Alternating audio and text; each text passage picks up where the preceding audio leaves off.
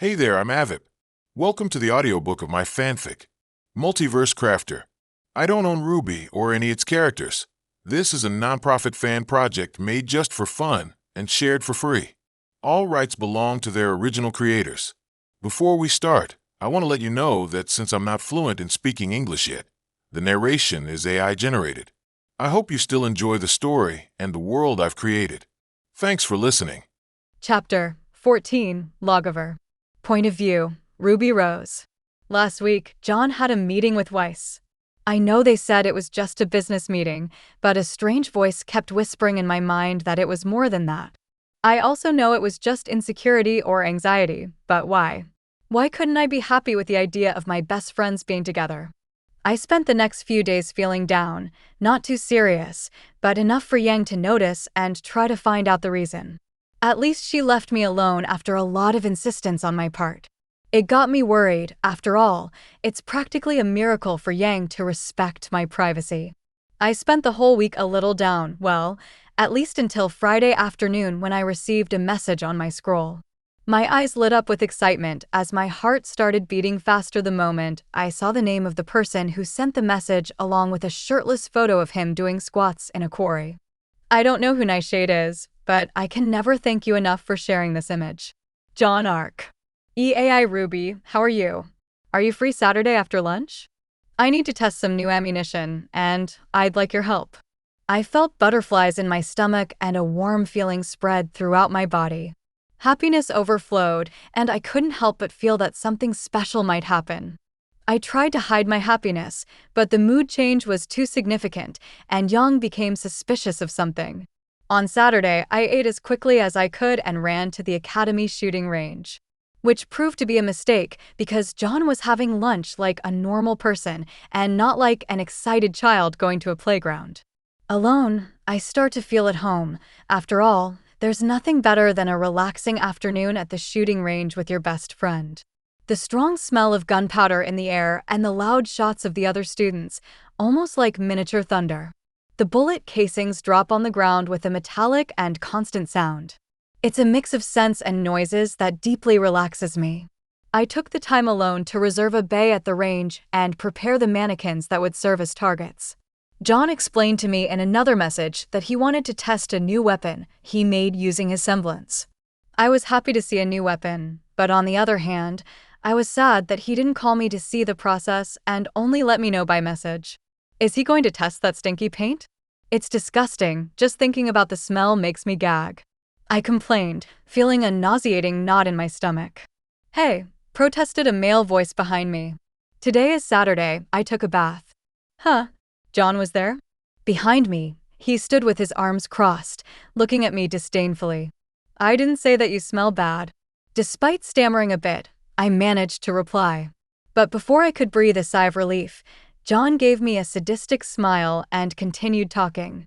So, I smell good? I didn't say you smell is good or bad. I even thought I like it and dash. Before I could embarrass myself, Jaune put his hand on my shoulder and leaned towards my face. He was so close to me, staring at me with those sapphire blue eyes. Don't worry, RWBY. He exuded confidence with his gentle voice. My body relaxed immediately. The knot of anxiety in the pit of my stomach unraveled. It felt like the solution to all my problems was in the depths of his eyes. Sniff, sniff. I like your smell too. Huh? I shouted in surprise. Jaune smelled me? Why did he do that? Is Jaune a pervert? Did he really like it? But now that we know what each other thinks about the other scents, let's test this little toy. Although Jaune fried my brain, it rebooted instantly when he showed the piece. I had certainly seen larger ones, but I wasn't sure if I could hold it with just one hand. Just thinking about the girth gives me shivers.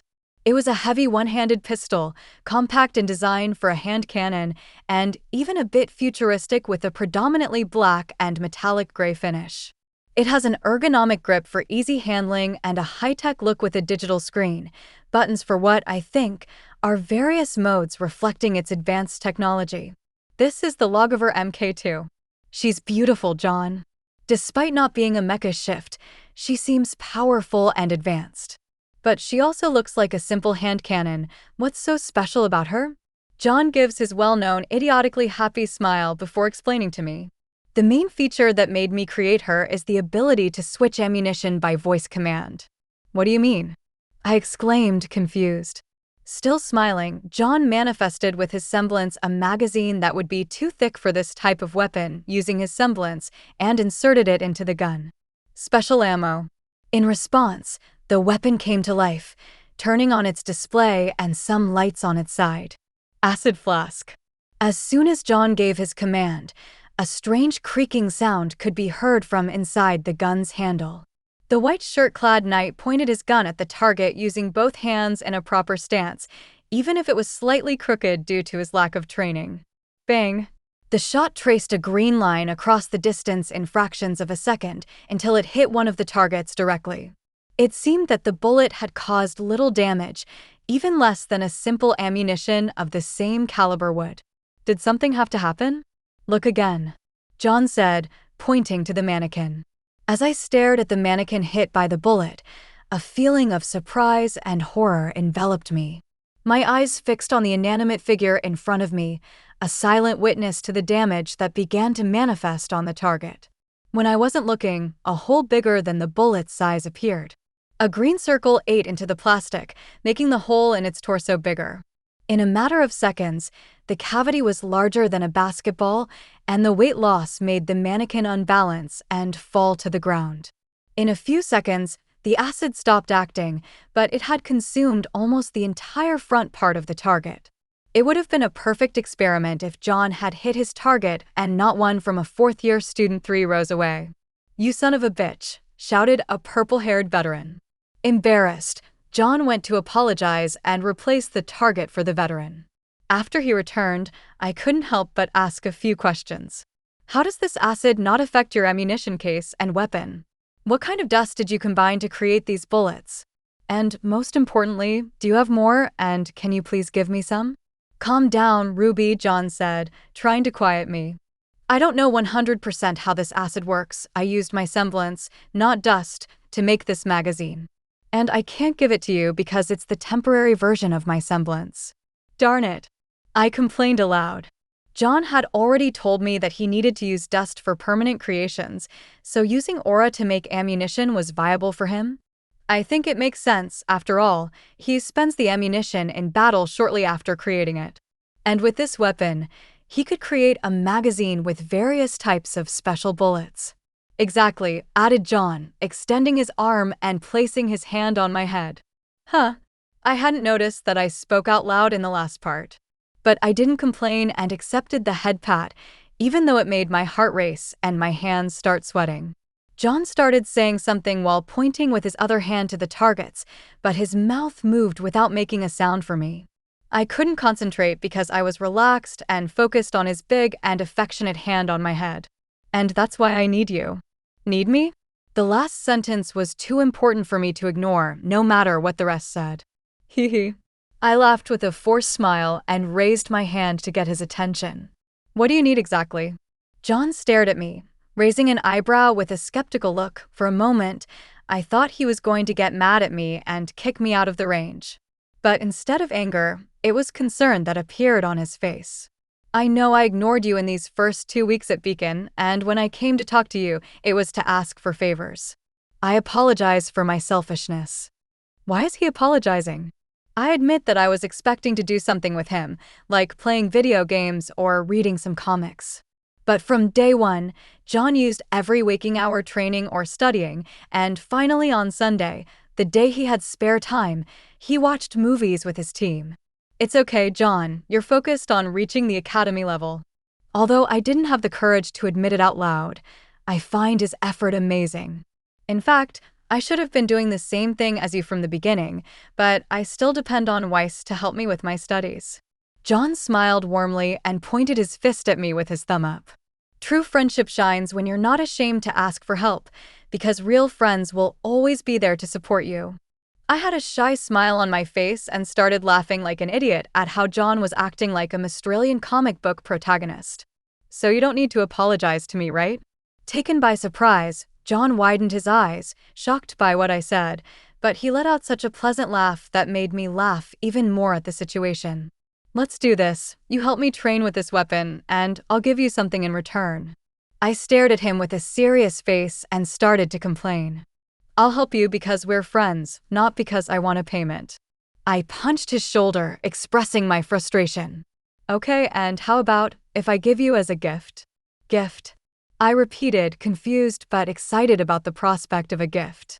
Yes, he replied, nodding his head positively. Could you show Crescent Rose again? He didn't need to say it twice. I love talking about weapons, but talking about my baby Crescent Rose is even better. I put it in rifle mode on top of the counter, but John frowned. How much does the blade weigh? 4 kilograms. Right? As soon as he finished speaking, John began to stare at nothing in front of him. Not that I don't like talking about weapons, but why did he want to know about my weapon's blade? John grumbled. Cheaper than I thought. As he finished speaking, the golden mist of his semblance began to manifest on the counter where his hand was. Was he going to make more ammunition? Maybe another weapon. But what was created was something simpler and boring. A rectangle, smaller and thinner than a shoebox, made of something that looked like green metal. This here is for you, a Noquel ingot, he said, all happily and excited. Wow, so cool. What's Noquel? Let me explain. John picked up the ingot and pointed it at me. Although it may look like a pale green crystal to the untrained eye, this metal can be worked like iron, despite its appearance. Noquel is lightweight, being half the weight of iron, but equally strong. That's so light. If you can make alloys with it in the same way as iron, it would be incredible. Once again, John gave his idiotically happy smile. My theory holds true. You can make alloys just like you can with iron, and the most important thing about this metal is that it can cause more damage to Grims than usual. It's just a theory, but I think this material can bypass the resistance of the Grims' bodies, maybe even those with bone armor. I widened my eyes, looking at the material in his hands, unable to believe the power John had given me as a simple gift. Without thinking, I jumped on the blonde's neck, hugging him. Do you know what this means? That Yang will break my legs? He asked, laughing while putting me down. Too excited and embarrassed about what I had just done, I decided to ignore his comment. Maybe I can make the best weapon in the world. Maybe? I'm sure you can, RWBY. How can he say this with such unwavering confidence in his words? How can you trust me so much? Because you're Ruby Rose. You're the prodigy who skipped 2 years to enter Beacon and even became a team leader. But you're also a leader and did that without any formal training. I only got in because I have a strong semblance and the right connections. If Ashpin suspects I'm not training seriously, he'll kick my ass out of school. I looked down to avoid John's eyes. How could he be so sure about me? We've known each other for such a short time, and he has so much confidence in what I can do. John, I'm not sure. Maybe it's better if you take this ingot back. Why? This metal is too precious. What if I mess up and ruin everything? It would be a waste to leave it with me. A hand held my chin and lifted my head. Again, he's looking at me so closely. I had never realized that he was so handsome. His face was the perfect combination of masculinity and softness, creating a face that seemed to have been carefully sculpted. Oh my gods. What's happening to me? Am I into John? What do I do now? Did he realize that I'm interested in him?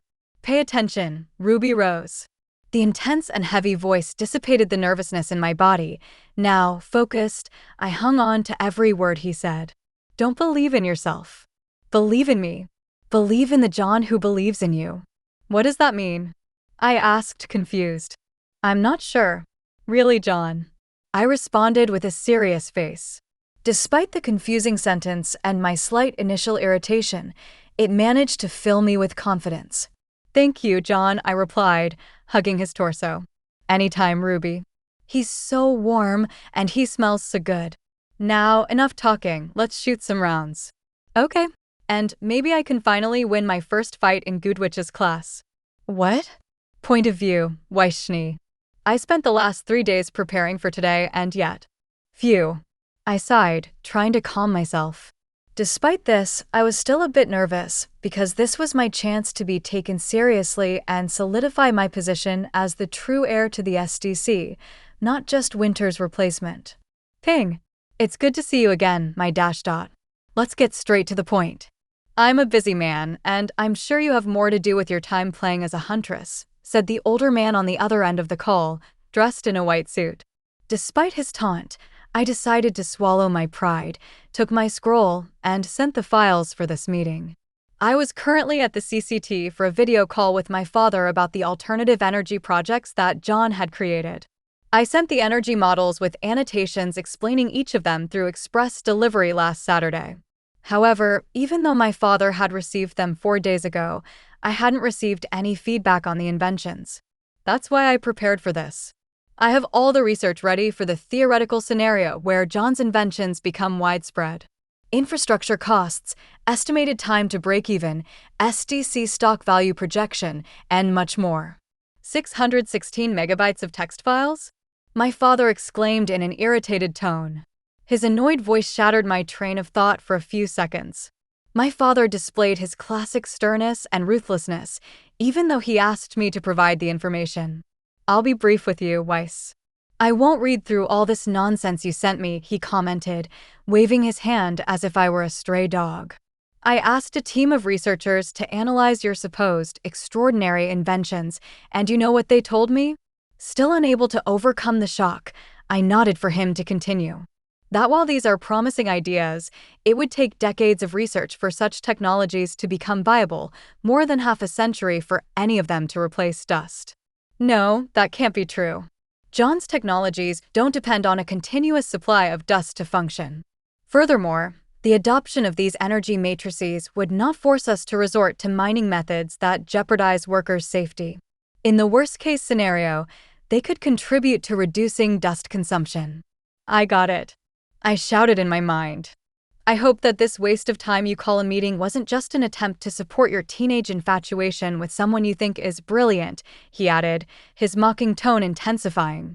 Honestly, Weiss, I raised you to be better than this. While his insults were belittling me, I couldn't help but wear a serene smile that blossomed on my face as my father continued to speak. He dismissed the energy sources as quickly as possible and turned this call into a lecture where he kept repeating that I should leave Beacon behind and return to Atlas. In other words, John's inventions must have a significant long-term return, but in the short term, it will negatively affect SDC's dust consumption. He doesn't have arguments to prove the impracticability of the project, so he's focusing on undermining my and John's credibility. My father taught me everything he knows about business, but it wasn't from him that I learned to be chaotic and disruptive. I owe that lesson to a boy with blonde hair, a kind heart, and perhaps a bit of attention deficit. I understand, my dear father. My response interrupted his lecture, and he was surprised that I didn't even attempt to change his mind. Agreeing with the person you're debating is the best strategy to calm them down. And you're absolutely right. Allocating SDC resources to fund the research of these technologies is unwise, and to spend money on all three is simply foolish. He huffed, adjusting his white jacket but nodding his head in agreement with me. I'm glad you've understood my point. Now, can we discuss your return to Atlas and distance you from this young inventor? He didn't even bother to hide the disdain in his voice when he used the term young inventor. I need to make him believe that John is someone worth investing in. The best way to do that is to make him fear losing quick profit. Even if he doesn't invest in John's research, he needs to think that he's missing out on something. With your permission, I commented, interrupting him and capturing his attention. I don't think I would be a good heiress if I didn't inform you about the potential contract with the Atlas army that this young inventor could obtain. A contract with the kingdom's army, he asked, now curious and with widened eyes. Smiling serenely in a perfect pose I learned from my private etiquette teachers, I continued to execute my plan. This inventor has attracted the attention of the highest echelons of the Atlas army. My father stared at me with wide, unblinking eyes. He has created various special ammunition with various effects that can be applied in the fight against Grims, humans, and even individuals with awakened aura. I see, he said, relaxing his shoulders and leaning back in his chair. I understand the value of a young person getting a contract with Atlas, but this is still not interesting for the SDC. What if I told you that none of his special ammunition effects require dust? Instantly, he tensed his shoulders in his chair and stared at me with raised eyebrows. How? Unfortunately, he didn't go into detail with me. I mentioned, pretending to be disappointed. The little dust he uses is only for propelling his special projectiles. As soon as I mentioned the use of dust, I noticed my father's calm returning to his face. But calm is the last thing I want from him in this conversation. But he mentioned a substitute for it. I think he called it gunpowder? I said to him, pretending to be ignorant. According to John, dust is more versatile and powerful than gunpowder, but for low-caliber weapons, this substance can be used, causing dust to lose a significant share of the ammunition market. I wonder what stage of research his special substances are at, my father said in a serious and dry tone. His posture had changed. With a furrowed brow, he stared at me with the intensity of the sun and the coldness of an Atlas winter. He was no longer just a father doing a favor by listening or belittling his daughter. Now he was Jacques Schnee, CEO of the Schnee Dust Company, the most merciless and ruthless businessman in all the kingdoms. He values profit above all else, often placing the company's interests above anything. The man who sold my grandfather Nicholas Schnee's company's soul, exploiting workers, ignoring social and environmental issues. I had seen my father behave like this before, but never towards me. Swallowing hard and taking a deep breath, I managed to maintain an appearance of nonchalance, but I wasn't sure if he had noticed my excitement. Today, he won a test at a shooting range. I replied, smiling discreetly. Is he already testing prototypes? He asked as sweat began to form on his forehead. Yes, and in a few days, he'll be testing in a sanctioned fight at Beacon. My father frowned at the news I gave him, but I smiled even more because I had more to reveal. He put his hand on his mustache and began combing it with his fingers, a nervous tic he had when he was concerned about something, which was good for me. In addition to being an open test for the Academy's students, he already has Professor Oshpin's permission to record and broadcast the match. Is that so? Although his tone was dry and disinterested, I knew he was a bundle of nerves inside. Testing a prototype in a controlled environment showed that his research was going well, but a field test and public scrutiny were typically reserved for the final stages of projects. I waited a few seconds to give my father a chance to respond, but he continued combing his mustache. It was time to set a bait. But I must say he'll be very disappointed with the SDC's lack of interest in dust alternatives as an energy matrix. I commented aloud, feigning disappointment. My father looked at me, raising an eyebrow. Despite being surprised, he undoubtedly knew where I was going with this conversation. Since the SDC isn't interested, I'll use my influence to take the research to other companies. Other companies? He asked as he rose from his chair. May I know why you're doing this? I gave my word that I would help find investors. I can't give up just because my daddy isn't interested, I replied to him with a sly smile. You yourself taught me the importance of image in the business world, dear father. He sat down and coughed, attempting to calm himself. Once back in his initial position, he stared at me and continued to speak.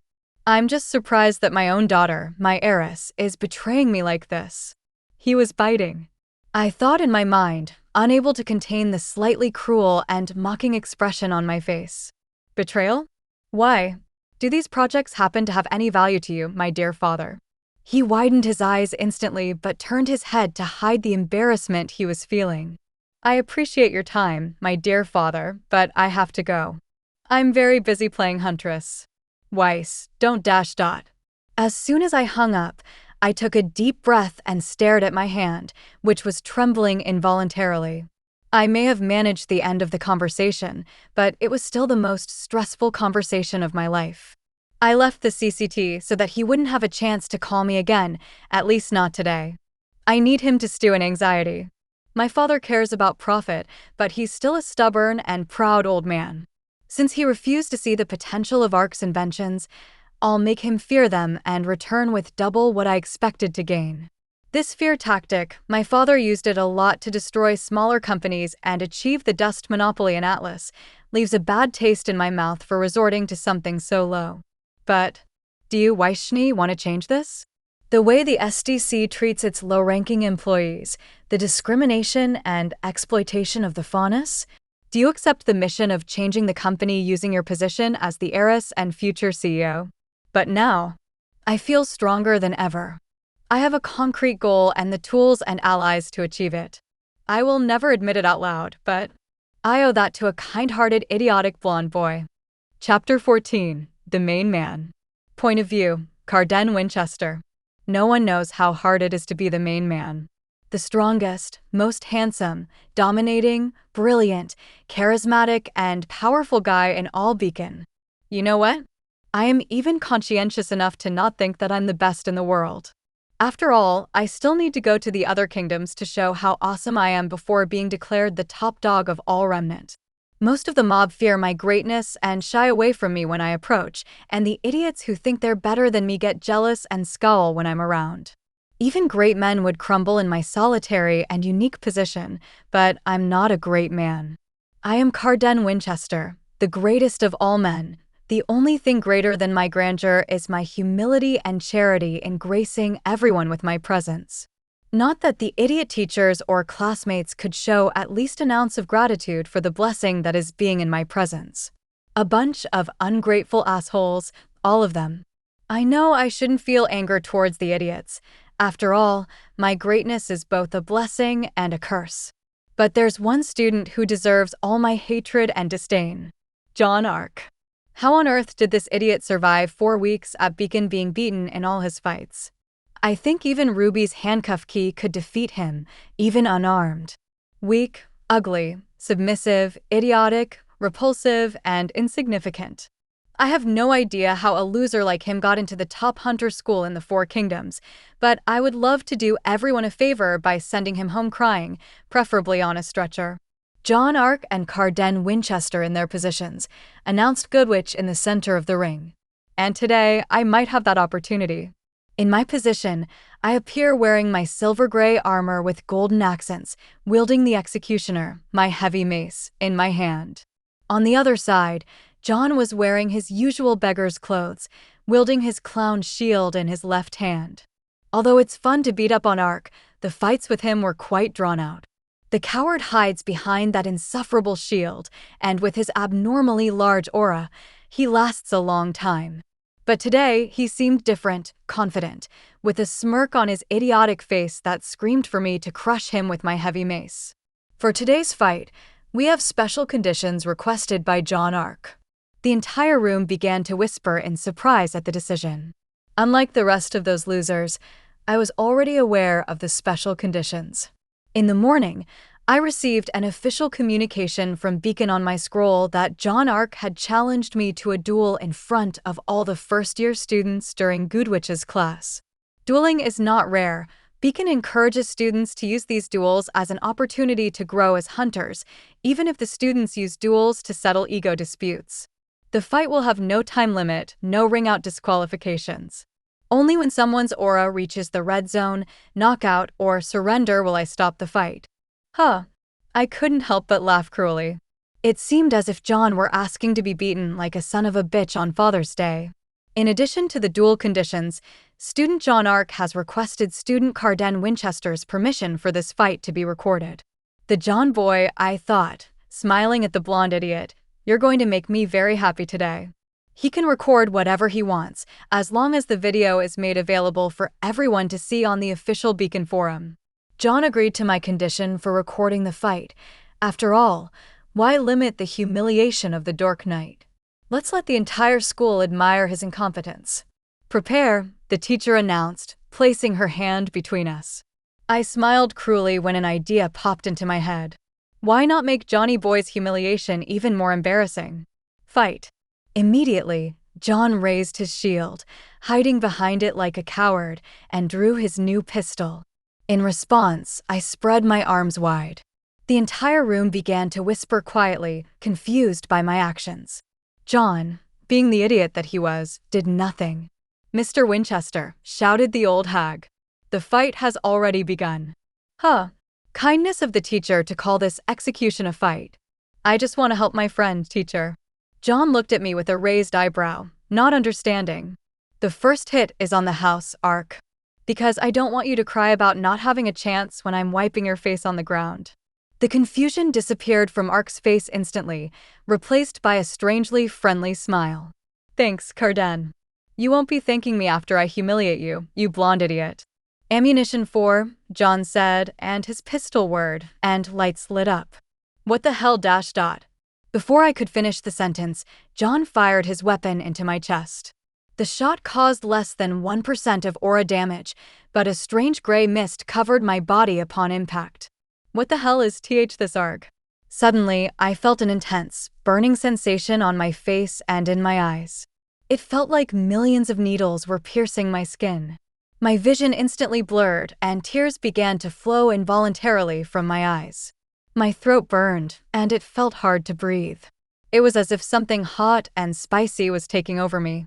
Instinctively, I tried to rub my eyes with my left hand to alleviate the sensation, but it only made things worse. The pain spread to my hands, and I felt even more disoriented. Was this smoke? What did John hit me with? All I wanted was to get out of that area and find a place where I could wash my face and relieve the unbearable burning. Ammunition 5, John spoke again, followed by the sounds of his weapon. Bass. I tried to shout, but all I could manage was to feel pain in my throat and breathe more smoke. A bullet hit my left foot, just as weak as the previous one. Did he shoot more gas? Was that the coward's plan? To blind me and cause pain just to make me surrender? Carden Winchester doesn't surrender, especially not to a piece of crap like Jaune Arc.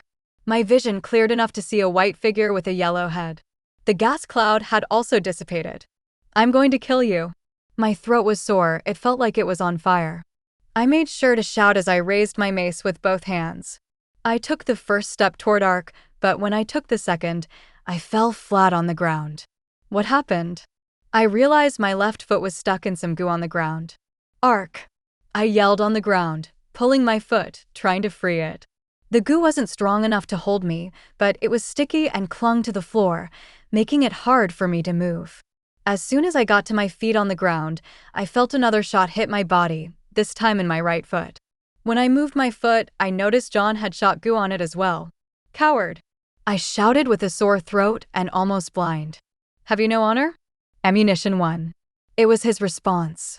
I was so irritated by John's lack of interest, I used my strength to get away from the ooze. Ugh. Groaning, I managed to free my feet and began to walk slowly toward my opponent. The sticky stuff didn't make me fall to the ground, but it made it hard for me to move around. You coward, face me like a man. He interrupted my sentence with a shot to my chest. Then he fired 2 more shots in the same area. Fury and hatred began to boil within me. He was cheating with these special dust rounds, but instead of using something like fire or explosions like a normal person, he stuck to this crap of restriction, treating me as if I were a weak little fag. John shot me again in the chest. I didn't even feel the shots properly. Consumed by rage, I wielded the executioner with both hands, channeling my aura into it, activating the red dust crystal within my weapon. As soon as the dust connected to my aura, I activated my semblance, outburst. Fuck! I roared as my body was enveloped in a layer of fiery energy, which then expanded into a fiery explosion, carrying a cloud of dust and debris. Despite the blurred vision, I could see the fire expanding rapidly in a glorious explosion. My semblance, outburst, causes an omnidirectional aura explosion from the user, and if I use dust, I can add an elemental effect to the explosion. The problem was that I had spent too much aura to cover the entire combat arena. At least. I got that. My throat didn't burn as before, but it still hurt. Got that. Son of a bitch. In the midst of the dissipating smoke was a circle pointed in my direction, red and white stripes, with a white star in a blue circle. That cunt crouched and hid behind his shield. What a neat trick, the coward said, getting up. But you don't strike me as someone who prepares more than 1 dust crystal of this quality, do you? Damn it. He was right, mainly because I don't need to use this combo more than once to win a fight. So what? The fire got rid of all your goo, and my vision is returning to normal. I cruelly smile in the direction of my victim, slowly walking towards him. And it seems you're out of tricks. The coward cut me off with another shot to the chest. So dash dot. I returned the favor by cutting him off with a precise blow in his direction. Cling. I hate this shield. I continued to hammer the clown's shield, trying to make Jaune give in, but he took all my attacks without even trembling his arms. If this keeps up, I'll get tired before this idiot does. I aimed my blows higher, and Jaune covered his face to protect himself. Idiot. With his guard so high, his legs were unprotected. I kicked his left knee with all my strength, and Jaune fell to the ground on his side. Taking advantage of the moment, I stepped on the arm with the shield, leaving the coward defenseless on the ground. No tricks, no shield, and cornered on the floor. I laughed loudly at my prey. What are you going to do now? Nothing, Jaune said with his usual carefree smile. Nothing? Why? The fight's already over. End of the fight. The teacher's voice echoed through the arena. I didn't even hit him. How could I have won? Winner, Jaune Arc. What? I yelled, stomping heavily towards the teacher. How did I lose if he didn't even hit me properly?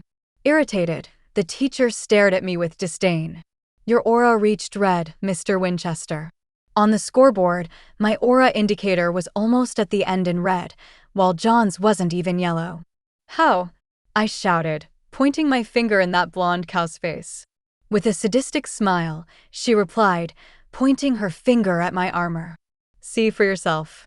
My eyes widened as I stared at the chest plate of my armor. What the hell is this? A large hole had opened in my chest, and at the edges of the hole, the metal was fragile and malleable. With my finger, I managed to tear off a piece of the edge. It was as if something had eaten away at my armor from the inside. It's ammunition 1, Carden, Jaune answered without me having voiced my question aloud. A pretty strong acid, but it takes time to work. My first shot was meant for you not to see or smell the acid in action, while the glue bullets were just meant to distract you and keep a safe distance. I squeezed the weapon's handle so hard that my aura manifested in my fist. If that damn good witch wasn't here, I would pulverize this cowardly son of a bitch. He cheated. I shouted. This wasn't a fair fight. It wasn't, he replied, crossing his arms. But I still won and you lost, Cardiac. Ha, Cardiac. Someone in the audience taunted. He was having trouble breathing for sure, commented another unfamiliar voice. It was disgusting. It looked like he was going to throw up, said a distant voice. The murmurs started to increase, with conversations and laughter sprouting from various points where the student spectators were, and some began to point in my direction. Were they laughing and making fun of me? Daring to mock Carden Winchester, the main man? Silence. The teacher exclaimed. Professor Gowitch, she will surely annul this fight. After all, this cowardly thief cheated from start to finish. Mr. Winchester, do you know why you lost this fight? Of course I do. Because Arc fought like a cheater, my voice echoed through the room, making some students whisper. He stayed far away and used these cowardly tactics. My answer made the teacher frown disapprovingly. You accepted this fight because you wanted to. You also accepted all the changes Jaune requested without considering why he asked for them, and to make matters worse, when your aura was in the yellow, you burned more than 30% of your aura in a blind attack. My fault? You're not a beginner. You have control over the intensity of your semblance. If you had used the minimum amount of aura, you would have freed yourself from the viscous substance and had a chance to notice the acid eating your aura and armor. I fell silent, overwhelmed by the teacher's reprimand. I began to break out in a cold sweat, and my hands trembled as desperation took hold of me. Did I lose? To that idiot? Am I weaker than Jaune Arc? No. Jaune. Nikos shouted from the audience. Consumed by rage, I charged at Arc, raising my mace for a fierce blow. Ammunition 7. Arc said, firing at me. Once again, I didn't even feel the impact on my body. The damn bullet didn't even slow down my charge. You'll have to do better than that.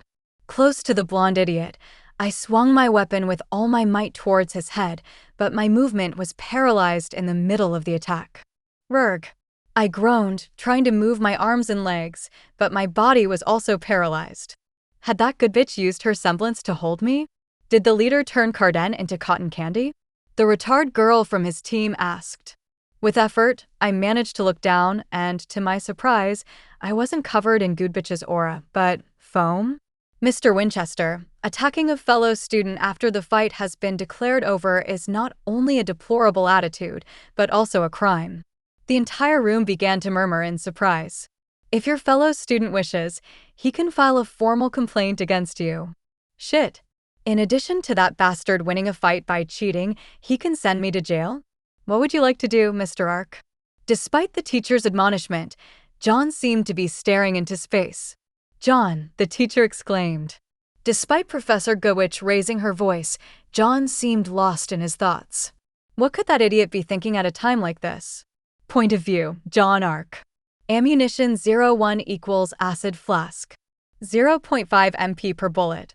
The acid causes little damage at first despite its long duration, but it's worth using because it's cheap and accumulates the effect with more shots. Ammunition 04 equals blind pepper. 1 MP per bullet. In the short term, it incapacitates multiple targets in the pepper gas cloud, limits the vision of the targets, and makes it difficult for them to breathe.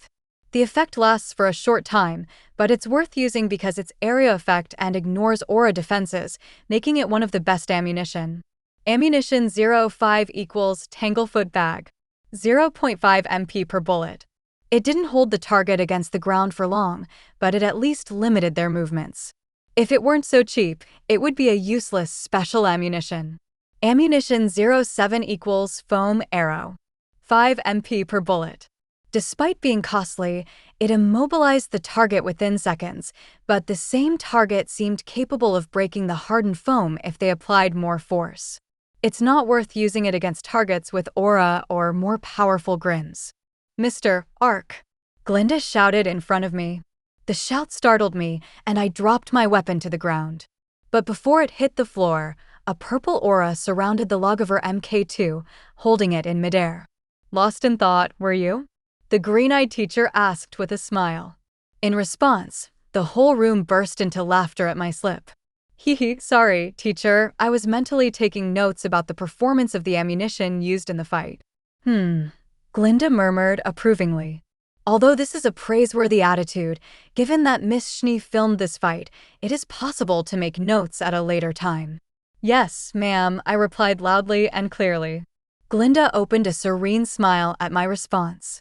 She had been on my case a lot about using her first name, so it was difficult for her to hide her approval when I addressed her correctly. What would you like to do with Mr. Winchester? The teacher said in a serious tone. Huh?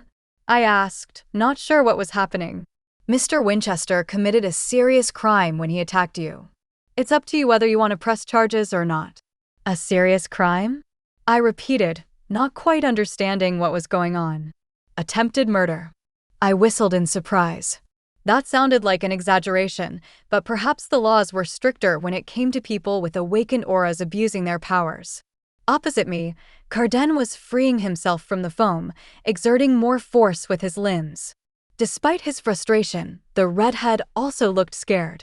I could ruin his career as a hunter. Currently, I want to test the limits of the foam, but I'd deal with Carden first.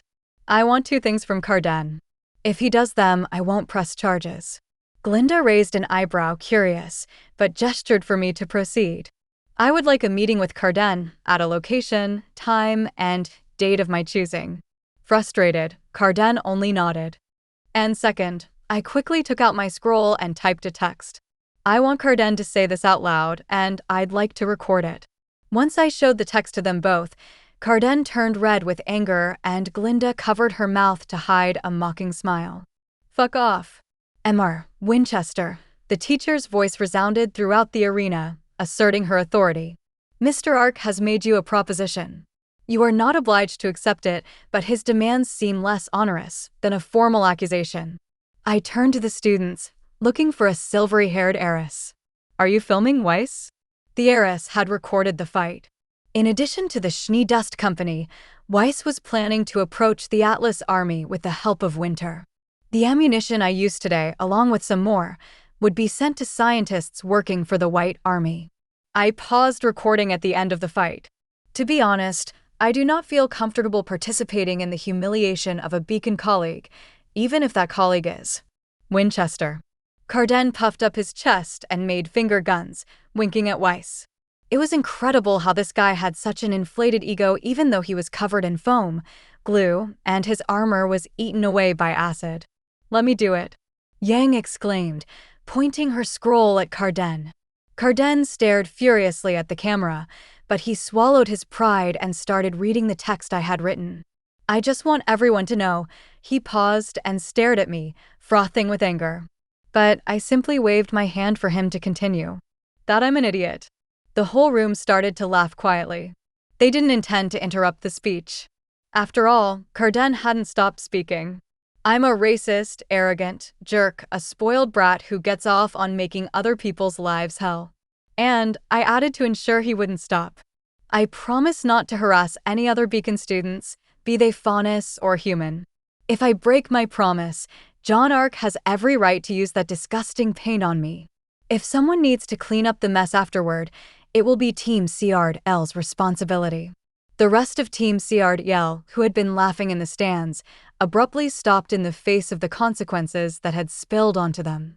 Some students clapped, but most laughed at the Academy's #1 bully. Carden wasn't known for keeping his promises, but making this video public would make him more inclined to keep his word. "I don't approve of students delegating cleaning responsibilities for future actions, but I will allow it since Mr. Arc has shown compassion and maturity by not filing a complaint against a fellow huntsman." Some students whispered, questioning whether punishing someone with a paint bath was mature. "With this matter settled, I would like to return to my class," Glinda commented as she approached the seated students. Leaving us further away, Glinda pointed to Carden and exclaimed loudly, "Mr. Winchester has made every possible mistake." In addition to what I mentioned about accepting a fight on the opponent's terms, he also fought recklessly against unconventional tactics head-on and underestimated Mr. Arc from start to finish, even when he proved to be a threat. Carden deflated instantly. It was the first time I'd seen the ginger with his head so low. A loss in front of the class, a failed attack, and a video admitting his errors must have finally shattered his ego. Despite the lecturing tone, some students were still chuckling quietly during the teacher's speech. "Now, Mr. Arc." I raised my head to face Professor Gowich. "Today, you demonstrated that creativity, versatility, and intelligence are indispensable tools in a huntsman life." She was an excellent educator. Even when praising me, the teacher didn't miss the opportunity to impart a crucial lesson to the young learners. No matter how strong and skilled you are in combat, no matter how powerful your semblances are, I guarantee you that Grimm are a threat that must be taken seriously. Her dry and serious tone drew the attention of the few students who were distracted. The students' mood took a sudden dip. They all squirmed in their seats, waiting for the teacher to continue. Some of you might be thinking, "I'm a great fighter who wouldn't lose to any Grimm in battle." The mocking tone caught several students off guard, but they remained silent, focused on the lesson. "Congratulations, but what if you have to face a horde of 100 Grimms?" Some students whispered confidently, as if they were interested in such a challenge. "Is it possible to handle 100 Grimms with the help of your team?" Glinda asked rhetorically. "And how about a horde of 1,000 Grimms while you have to protect a village?" The students' murmurs started to subside. "And what about 5,000 Grimms while you have to protect a village and 2 unconscious teammates, bleeding to death without aura?" The room fell into a funereal silence. Most of the students were young, none of them even reached 20 years old. The only ones who truly understood the weight of Professor Goodwich's questions were Rin and Nora because they had survived something similar with a powerful Grimm. "1 bullet to blind, 4 acids, and 2 glues," she said, pointing in my direction. The student who had lost all of his official matches until today defeated one of the strongest combatants in this class with just 7 shots. Despite improvement in training, Mr. Arc still has one of the weakest physical conditions in this room, and yet achieved victory with over 90% of his aura. The concluding statement astonished me. I knew my aura was in the green, but not over 90%. Some students whispered while looking at me as an idea, a possibility, took root in my mind. I was getting stronger. Glinda was right. My conditioning was weak, but I was strong enough not to lose outright. I'm going to start winning some fights, and that would give me a significant boost of confidence. Today, I finally felt proud of myself. I knew I had much more to learn, but I was on the right path. I was ready to face any challenge that came my way. I dare say that Jaune Arc has the best mental and emotional conditioning among you all. That feeling of pride and accomplishment was something I would never forget. What an incredible sensation it was to know that you could surpass your limits. And that's why he will never use special ammunition in combat in my classes again. What? PP Professor, I stammered in shock at the teacher's decision. May I know the reason? With a smile, the teacher replied. It became evident today that you don't need training when it comes to unconventional combat methods. Her tone was lighter and somewhat mocking. I took a deep breath as the students began to giggle at my predicament.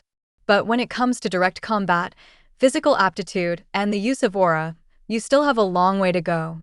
As she finished speaking, the students started to laugh loudly. How do I win and still lose? Although it wasn't meant maliciously, I still didn't feel comfortable being the target of the entire class's laughter and ridicule. My team was laughing at me, waving in my direction, and even Rin was smiling. This must be the first time I'd seen the guy's teeth. Just when I was feeling so good, I got hit with a cold shower. What more could happen today? Professor Ashbin wants to speak with you, the teacher whispered for my ears only. It better be free money. I hope you enjoyed my work. If you'd like more, check out the links in the video description. Goodbye for now.